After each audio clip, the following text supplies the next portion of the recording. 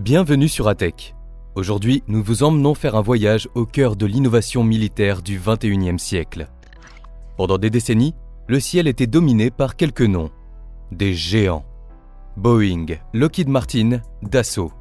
Mais l'ordre établi est en train de changer.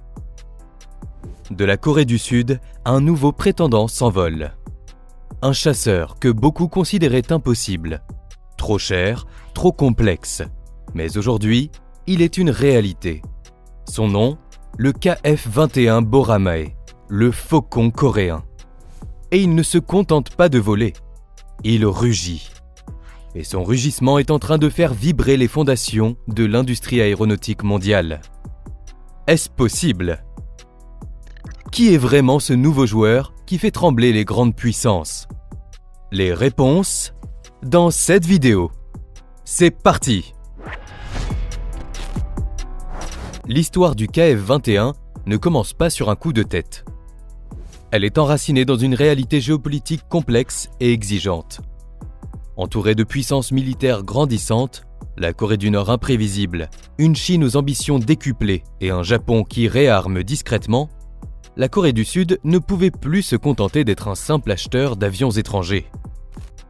Pendant des années, Séoul a fait confiance aux chasseurs américains, les vénérables F-4 Phantom, puis les agiles F-16 Fighting Falcon et, plus récemment, les furtifs F-35 Lightning II. Ces acquisitions étaient vitales, oui, mais elles venaient avec leur lot de contraintes. Des dépendances technologiques, des restrictions d'exportation, des transferts de savoir-faire limités. La souveraineté nationale, dans les airs, exigeait plus.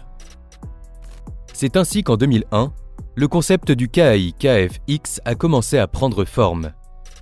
Un pari fou. Créer un avion de combat de pointe capable de rivaliser avec les meilleurs, et ce, avec une industrie aéronautique nationale encore jeune. Un défi monumental, peu de nations ayant réussi un tel exploit. Il a fallu des années de recherche, de développement, de revers, de doutes. Des milliards de dollars investis. Des milliers d'ingénieurs et de techniciens mobilisés. Le programme a été émaillé de controverses, de retards et même de doutes quant à sa faisabilité. Mais la persévérance sud-coréenne, cette détermination que l'on retrouve dans son économie florissante, a payé. Le 9 avril 2021, le monde entier a retenu son souffle. Le premier prototype du KF-21 Boramae a été dévoilé. Ce n'était pas juste un avion. C'était la manifestation d'une volonté farouche, la consécration d'un pari audacieux.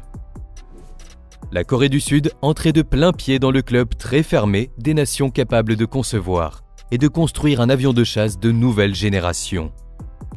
C'était un tournant historique. Alors, entrons dans le vif du sujet. Qu'est-ce qui rend ce faucon coréen si spécial ? Le KF-21 est officiellement classé comme un avion de 4,5e génération. Mais ne vous y trompez pas, cette classification est trompeuse. Il intègre des capacités que l'on trouve normalement sur des chasseurs de 5e génération, le rendant bien supérieur à la plupart des avions existants de 4e génération. Son design est son premier atout. Il arbore une silhouette semi-furtive. Ça veut dire quoi ? Que sa forme est optimisée pour réduire drastiquement sa signature radar, le rendant beaucoup plus difficile à détecter que des avions comme le Rafale, l'Eurofighter Typhoon ou le F-15. Sa structure interne permet d'ailleurs de loger des missiles dans une baie ventrale, un attribut typique des avions furtifs de 5e génération, ce qui réduit encore sa visibilité radar en mission de combat. Pour les missions où la furtivité est moins critique, il peut emporter un armement externe colossal sur ses points d'emport. C'est la flexibilité incarnée. Sous le capot, le Boramae est propulsé par deux turbofans General Electric F414, les mêmes moteurs qui équipent le célèbre FA-18 Super Hornet américain. Cette double motorisation lui confère une puissance et une fiabilité exceptionnelles. Surtout, elle lui permet d'atteindre le Super Cruise, la capacité de voler à vitesse supersonique sans l'aide de la poste de combustion, qui est un gouffre à carburant. Cette performance est cruciale pour la rapidité d'intervention et la persistance en mission. Très peu d'avions peuvent se vanter d'une telle capacité. Mais le vrai cerveau du Boramae, c'est son électronique. Il est doté d'un radar à balayage électronique actif, AESA, développé localement par Hanwha Systems. C'est une technologie de pointe qui permet de suivre simultanément des dizaines de cibles, d'effectuer des balayages rapides et de résister aux contre-mesures électroniques. Imaginez la visibilité tactique que cela offre aux pilotes. En plus de cela, il intègre une suite de guerre électronique avancée, un système de capteurs infrarouges passifs, IRST, pour détecter les menaces sans émettre, et une liaison de données sécurisée pour le partage d'informations en temps réel avec d'autres aéronefs et unités au sol ou navales.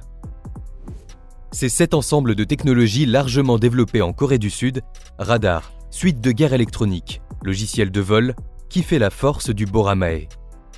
Contrairement à d'autres programmes où l'intégration de technologies étrangères peut poser problème, Séoul maîtrise la chaîne de bout en bout. Alors, pourquoi ce chasseur sud-coréen, que beaucoup ignoraient il y a peu, fait-il trembler les géants établis comme Boeing avec son F-15EX ou son FA-18 et Dassault avec son Rafale? La réponse est multiple. Elle se chiffre en milliards de dollars. Tout d'abord, il y a le coût. Le prix unitaire estimé du KF-21 est d'environ 65 millions de dollars. C'est une somme considérable, oui, mais c'est aussi nettement moins cher que le F-35, dont le coût varie mais tourne souvent autour de 80 millions de dollars selon la version et l'année. Et bien en dessous d'un Rafale neuf qui peut facilement dépasser les 100 millions de dollars, voire 150 millions avec les armements et la maintenance. Pour de nombreux pays souhaitant moderniser leur flotte sans gréver lourdement leur budget défense, le Boramae devient une option extrêmement attractive. Il y a ensuite la flexibilité commerciale. Les avions américains, aussi performants soient-ils, sont soumis aux strictes régulations d'exportation de Washington, ITARS. Ces règles peuvent retarder, compliquer, voire empêcher des ventes si les intérêts géopolitiques des États-Unis ne sont pas alignés. La Corée du Sud, elle, n'a pas ces mêmes contraintes. Elle peut offrir des conditions d'acquisition plus souples, des transferts de technologie plus généreux et une plus grande autonomie pour l'opérateur. C'est un argument de vente majeur pour les pays qui veulent affirmer leur indépendance stratégique. Il y a également le potentiel d'évolution. Le Boramae n'est pas figé. Il est conçu avec une architecture ouverte et une marge de croissance significative. Sa conception permet d'intégrer facilement de nouvelles technologies, moteurs plus puissants, capacité de furtivité augmentée pour atteindre la vraie 5e génération, nouveaux capteurs, intégration de drones de combat autonomes, Loyal Wingman. C'est un avion qui va grandir avec son époque, offrant une plateforme pérenne et adaptable. Pour finir, l'efficacité opérationnelle.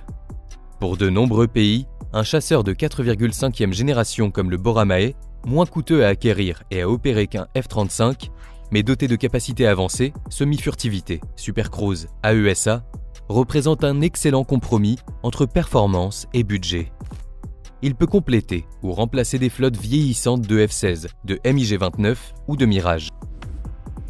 Bien sûr, le chemin du succès n'est pas sans obstacle. La Corée du Sud doit maintenant passer de la phase de développement et de test à la production de masse. C'est une étape industrielle gigantesque, exigeant une chaîne d'approvisionnement robuste, des contrôles qualité rigoureux et une capacité à livrer des dizaines, voire des centaines d'appareils dans les délais et budgets. La maintenance à long terme sera un défi. Assurer la disponibilité opérationnelle d'une flotte d'avions aussi complexe sur des décennies demande une logistique sans faille, un stock de pièces de rechange colossal et un personnel hautement qualifié. Et puis, il y a la compétition internationale. Boeing, Dassault et d'autres ne resteront pas les bras croisés. Ils proposeront leurs propres améliorations, des baisses de prix et des offres de partenariat pour conserver leur part de marché. Le Boramae devra donc prouver sa fiabilité et ses capacités en conditions réelles.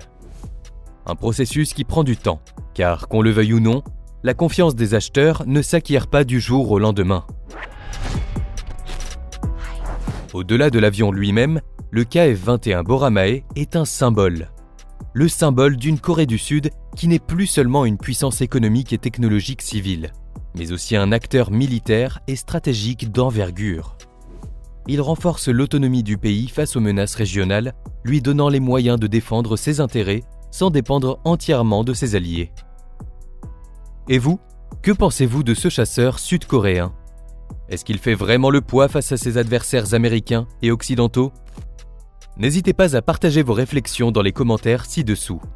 Si cette plongée au cœur de la technologie militaire asiatique vous a plu, n'oubliez pas de liker cette vidéo et de vous abonner à ATech pour ne pas manquer nos prochaines vidéos.